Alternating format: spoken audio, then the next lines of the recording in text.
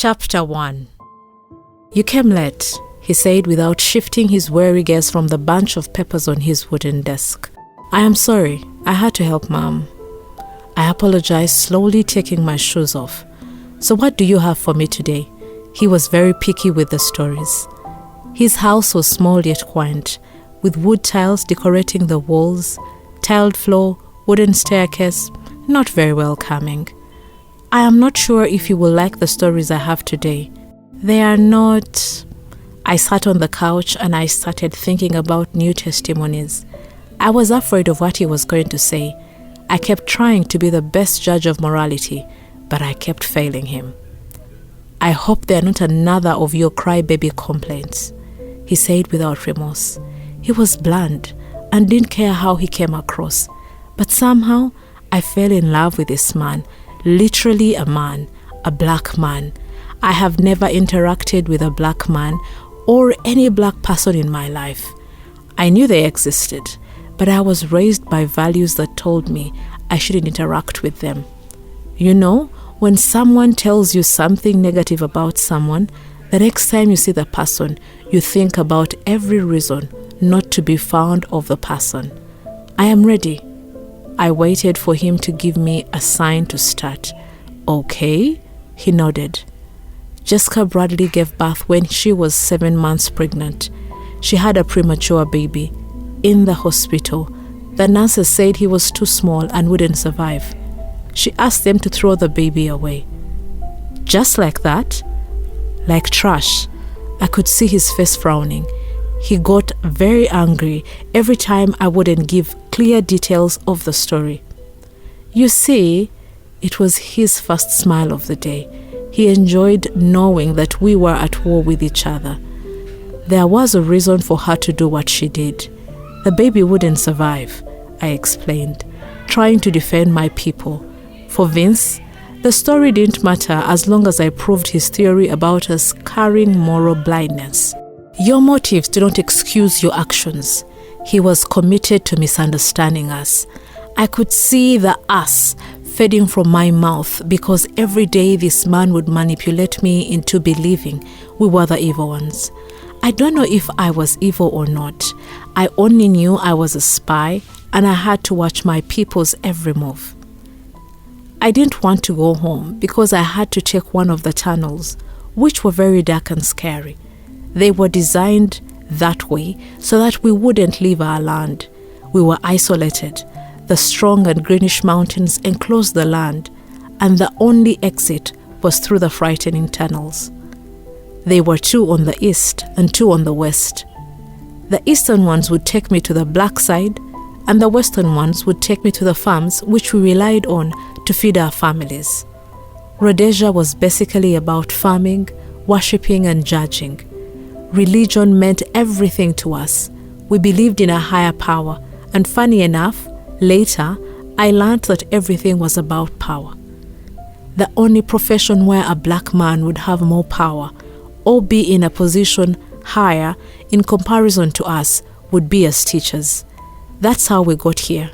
I was having problems with history, which was considered the most coveted and ranked subject in school. I was good with math.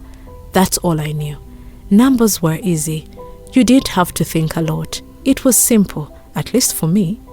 On the contrary, our land was very dedicated to history and everything related to it.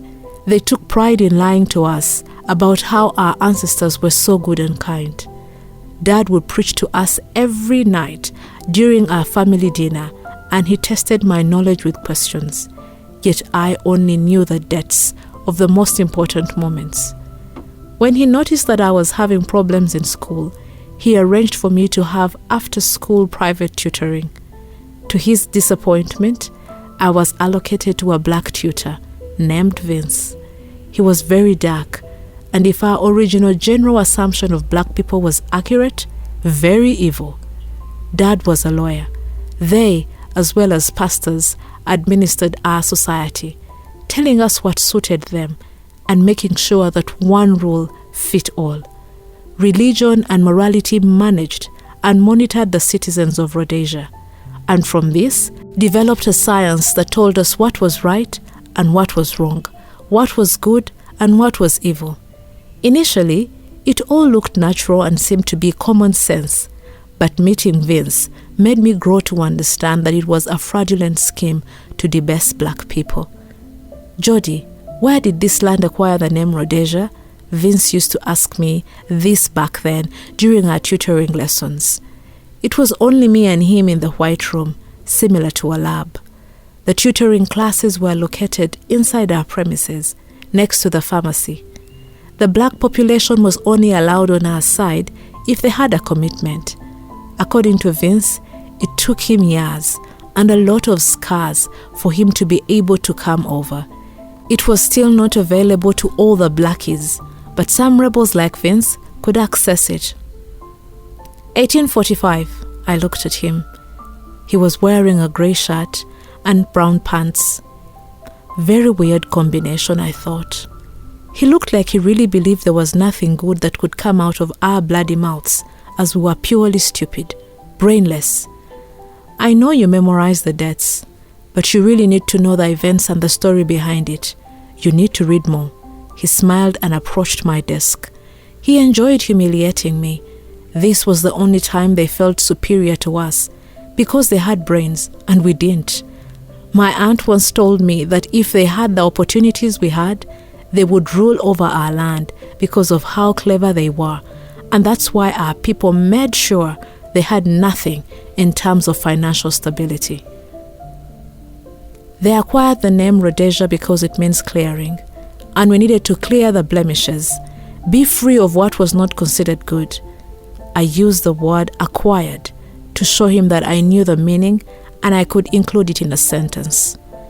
He would test me on anything and I would make sure I was ready. I knew the impact of my words. Black people were the blemishes. I didn't enjoy saying those things, but he would push me to. I looked at his dark brown and sad eyes, and I said sorry with my blue eyes. Good. You are learning something, young lady. He sat on the corner of my desk and crossed his arms, thinking about the next question. According to the Rhodesian laws, what is considered not good? He would always say according to, basically telling me that's not a universal truth. Black people. I hesitated. I always tried to be cautious with my words because I respected him. Maybe because I was really a good person and acting sympathetic was part of it. Or maybe it wasn't sympathy but pity. Yet whatever it was, I did not want to offend him. So I'm not considered good? He was predictable. He was still sitting on my desk, his leg 5 centimeters away from my arm. I had never been so close to a black person like this ever in my life, but I wasn't scared. My people always told me to avoid them in any way possible because they were rageful. I could see the anger, that was true, but not because they were evil per se. Maybe they were angry for being called evil, even though they were not. Yes, according to Rhodesian laws, I quoted him.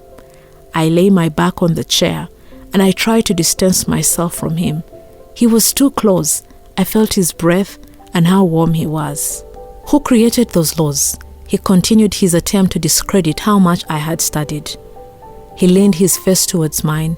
He was moving in too close, literally too close. Rhodesians. At this point, I didn't know what he was trying to prove. I knew he knew our history very well, and I imagined how it felt to read about yourself and to be called wicked. No. Wrong. White Rhodesians, he thundered, correcting me, then moved away from my face. He was well built, strong arms, and was about mid-height. I esteemed his features. His skin was different. It was oily and shiny. It does not say that in the book. I started picking my stuff and avoiding eye contact with him. What does not say in the book? He kept pushing me. He was back at his wood desk. It does not say white. It says Rhodesians. I hung my bag on my back and I was ready to leave. You know why? Because you guys did not allow us to be part of this land history. Do you understand? His tone kept changing. I have never seen a man as big as him showing so much emotion. Maybe that's what attracted me to him, his vulnerability. I am sorry. I didn't know what to do. If I should approach him and touch his shoulder or leave. Growing up, we were told in school to never touch a black person, but we were also told to sleep at 8 o'clock, but we didn't. I walked towards his desk. He was looking at me, trying to figure out what I was going to do. You are not. He denied my comfort. I could see how hard it was for him to teach me things that he did not believe in, but still had to lie to me and himself to show how good we were in exchange for just a couple of goods. That's how low they earned. If you are a black person, you were paid differently from a white person.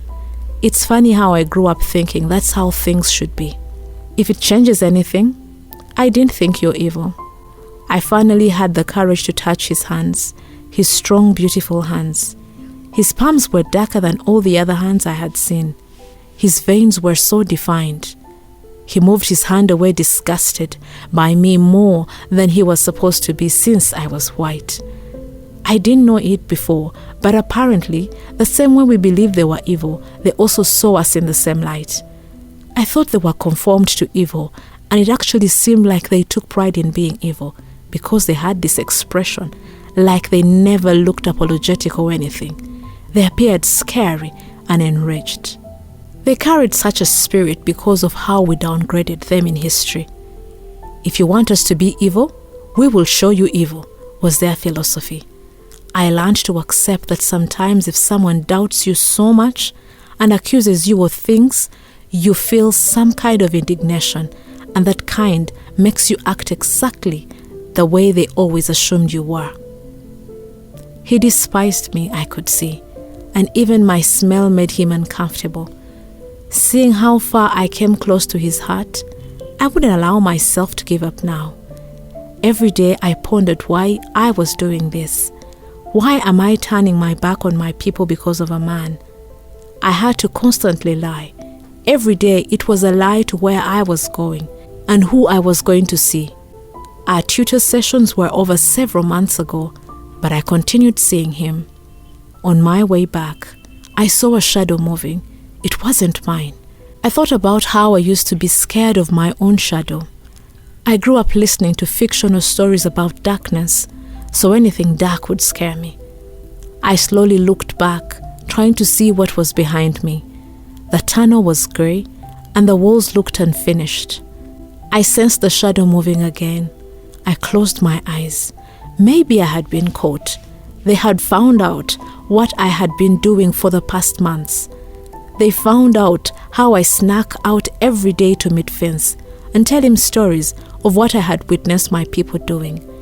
I wanted to run, but still, I was curious to see who was stalking me. I started walking slowly to see if the person would catch up with me. I felt a touch on my right shoulder. It was Theo. "What are you doing here?" He questioned me while looking at my blue faded jacket. He knew I hated that jacket, but I decided to wear it as a camouflage. "I can ask you the same question." I was trying to distract him. "I followed you." I looked at him and I wondered where all that love between us went. How is it possible that I didn't feel anything anymore? Why? My question translated that I didn't belong to him anymore. Therefore, he shouldn't look after me. "What brings you to this side of the land?" He ignored my question. Theo had very dark hair, so dark that if you looked close enough, the reflection of your eyes would turn black. "I'm always curious about them, how they live." I did not lie. That was partially true. "I know why you're here. I have watched you for a few weeks now. I thought that your obsession with them was over." His tone seemed worried. I knew someone had been following me. "It's not an obsession. You do not know what you are saying. Please leave me alone and go back to pretending to be a good boy." I sounded exactly like Vince. I felt his sarcasm becoming mine. "It's not your battle. You need to stop. It's not your problem. What happened? What has he been telling you? He's a manipulative old man and he is just using you. He knew Vince? I wondered how. He held my hand and I could see he could also tell that I was not his anymore. It took me time to be here, to finally move on from my childhood love. Erasing him from my life and memories wasn't easy. It was an everyday job. Vince once told me that he was drawing cartoons to make a graphic novel, to teach the little black kids that they are not evil and thus free them from their condemnation. He said that the hardest part about creating his comics was having to remove a character, because he would have to delete every cartoon scene in which he had drawn that character. Letting Theo go felt like that. Looking back, I remember how much I cried for him and what he did to me. That's when I knew we were not that kind. How could a church boy, the one I was going to marry, cheat on me? I am sorry for everything I have done. He tried to hug me, but I pulled myself away. I needed those apologies back then when my whole world was collapsing, when I didn't know what to do with my life because he was the only thing I knew. I felt sorry for him for losing me because I knew how good I was at loving. That old man, that black man, has taught me a lot. He once told me that if I find a man that could do wrong but apologize, I should keep him. He also said that in life, there would be people who will owe us so many apologies until the point we won't be able to live our life the same way. So, we should take the ones we can. My voice was shivering. But I do not need your apology anymore. I looked down for a few seconds. Then I looked back at his face to see if he was dying. I felt relieved. I am sorry. I have apologized so many times. When did you become this person who won't forgive? Our book says that we should forgive. Please, I know what you have been doing, and I don't think that's right. He was pathetic. I couldn't believe he tried to quote the book. The book was a life manual to guide us, to protect our kindness, but we misused it for our own purposes, just like he did now. Who are you to define what is right? Was it right when you decided to sleep with another girl because I was still saving myself? Was it? My words seemed angry, but I wasn't. I had really let Theo go. I am sorry. Please give me another chance. You won't regret it, I promise. He tried to hug me again. This time I accepted the hug, but I was dead. I have bigger purposes now. This is not only about him. I released myself from the hug. I stared at him, and I kind of enjoyed seeing him suffering. Desperate for me, same way I went through for him. Can I call it the revenge of feelings? Vince was right. We were not good. Who are you? What has he done to you? He was surprised at how much I have changed. I could tell that he saw maturity and a bit of coldness in me. Maybe the girl you once loved does not exist. It will be easier for you to see it like that. My words broke him into pieces.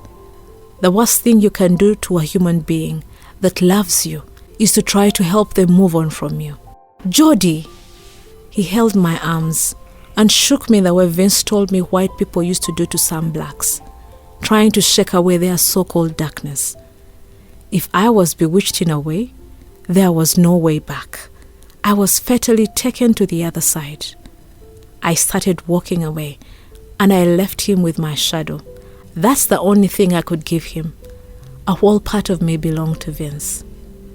I didn't know my healing strength was so powerful. Where did the pain and the love go? I remember showering and placing my head underwater, trying to shake the thoughts and feelings away in order to make them disappear. It didn't work. I did that for a year, but nothing happened. Theo was still very alive in my thoughts. It felt similar to when you forget something at home and you need to go fetch it. Every single day I felt like something was missing, because he was not part of my life. What made the process so hard was the fact that I did not want to move on from Theo, because I knew this day would come, the day that I could only offer him my shadow. I knew when I told myself that I had erased him from the comics of my life, there was no turning back. No turning back to be with the man who cheated on me under the trees on a sunny day. It was summer, and we were supposed to meet and go ride our bicycles together. I waited for him outside his house, yet no sign of Theo. I walked towards the cathedral to check if he was there, and nothing. The cathedral was literally in the center of Rhodesia. You could see everything from there. It was an old brownish church with strong architecture. I went around the church trying to increase my sight towards the whole town, and nothing still. I decided not to ride the bicycle, but walk it slowly so I could look for Theo. My brown and perfectly made bicycle was heavy, and it would struggle on the sidewalks made of rocks. I kept walking towards one of the entrances, to the darker side of town. I stopped, and I gazed at how tall it was. The walls of the entrance were white, but you could see it was dark inside. My instincts told me to enter the tunnel. There was a white arc, shaped in the same way as a long cylinder and a half circle on the top, which was in every entrance to the dark side. The moment you step inside the tunnel, you'll encounter darkness. That's what they told me. There was no security or gate. We were allowed to go, but strongly advised not to. Before, we were not supposed to interact in any way. Now, we could, but we were kindly advised not to. And when I say kindly, I mean that if we did, we should respond to the consequences. And sooner or later, I was going to see for myself the side effects of not following this kind warning. There was a deep silence inside. I could hear my bicycle pleading to go back, but I kept going. The elders said that the moment you pass through those tunnels, you feel different. I didn't feel anything, but I knew something was about to happen. There was so much light from that side. The sun welcomed me to the so much feared black land. I couldn't open my eyes properly. I switched hands. My left hand was holding the bike, and my right hand was protecting my eyes from the sun. No sign of a black person. I continued to walk while feeling the freshness of the grass. On my left side, there was the massive mountains wall that protected us from the infamous darkness. On my right side, there were trees assembled similar to a barcode. I didn't know if I could go further, but the book did not tell us what to do in this side of the land. It just told us not to go there. I stopped. I waited for any sign of life. I didn't hear anything. I dared myself to join the trees, and I walked. Everything was green. How could something so beautiful be called darkness? I heard a noise. I couldn't tell if it was a person or an animal. The book said all the animals were extinct, or perhaps killed since the blacks used them as weapons. The noise kept growing louder, and I could tell now it was humans, at least 2 individuals. I saw a big tree and 2 white people standing next to it. I was unsure what they were doing. The book did not teach me about that. Their bodies were too close, but I couldn't see their faces. The wheels of my bicycle stepped on 2 sticks of wood on the ground and interrupted whatever those white human beings were doing. I let go of the bicycle and held my heart. It was Theo. I could see his face now because he turned to face me. We both stared at each other. The few clothes left on his body were crumpled and he was sweaty. They were both staring at me. My mind did not know what they were doing, but the way my heart reacted told me it was not something considered holy. I was amazed to see how much pain teaches you experience. My first encounter with sex was one of the most painful moments of my life. I don't know what was worse, seeing how sex was so obscene and that there was nothing magical about it, or seeing the person I loved being intimate with another person. He got dressed, but still no words came out of his mouth. The girl suspiciously went to hide behind another tree. I reached for my faithful bicycle, collected the pieces of what remained of my heart, and I left. Me and the bicycle started walking back in the direction of our land of kindness. Do you know when I realized we were hypocrites? When it finally hit me, he decided to use this so-called dark place for his act of indecency. Whenever one of us considered committing a crime, we would come here to their land and say that the sight influenced us, and somehow some energy rushed inside of us and made us act barbaric. Lies. To be honest, I was never faithful to the book. I never really believed in everything they wrote there. I wasn't sure if black people were really evil or not. I didn't care. I just wanted to be a normal white girl and marry my white Prince Charming. The only one thing that made me believe in the lies stamped in the book was the fact that they said only the unkind would dare to be unfaithful to their partner. I remember Pastor Phillips reciting it several times till the point I was able to memorize it, and I never memorized anything from the stupid book. Following that, it was common knowledge how black men deceived their women constantly. It was something very characteristic of them till the point that the ones in power issued command to prevent us from having sex since it was a dark thing to do. But then it goes back to how dumb we were. If we deprived ourselves of sex, we would cease to exist. I thought the moment I would reach our side, it would stop hurting, that our air of kindness would ease or remove the pain, but it didn't. I stared at my bicycle. I felt embarrassed. I wish I was an object, something with no feelings or emotions, something without a color or race. I walked slowly, maybe because I didn't want my parents to see me like that. Maybe I secretly hoped Theo would catch up and explain. Nothing, no signs of Theo. I learned through pain how much I loved Theo. I thought he was just someone the teachers assigned me to sit with in class, and since then, we had been inseparable. I stopped eating. I stopped doing anything because my everything turned out to be nothing. I didn't know what to do with the pain, where to put it, where to find it, if I should grab it, or when you have an ear pain, you try to hold your ear and press it. I tried to find which part of my heart was hurting, but I failed. Perhaps it was scientifically impossible, or I didn't have a heart anymore. I thought white love was pure and kind. It was not supposed to hurt. My older sister Jovi once had an affair with a black man, and she went crazy after he ended things. I remember my mom would ask me to go to the pharmacy and try to find something to help Jovi out. I tried explaining the problem to the pharmacist, but they didn't know what to give to her, and it turned out that it had no cure. Later, we learned that my sister was suffering from a disease called depression. They said it was contracted through the interaction with the black people and their witchcraft. The pharmacy was one of the influencers that helped in allowing black people to come to our side of the land, especially when we struggled to find medication for certain diseases or when our people were dying. We had to appeal for their help.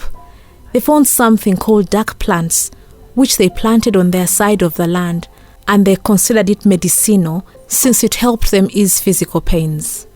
Mom knocked on my door. Yes, I answered. I wiped my tears and allowed her to come in. How are you doing? My parents asked me this same question every day for the past 5 days. She sat on the bed and touched my legs. Mom was so beautiful, so serene. I am good, I think, I cried. I couldn't take it. You'll be okay, my darling. You're too young. Her wise words were not very comforting. Why do you always say I'm too young to love, Mom? Because you are, but soon you won't be.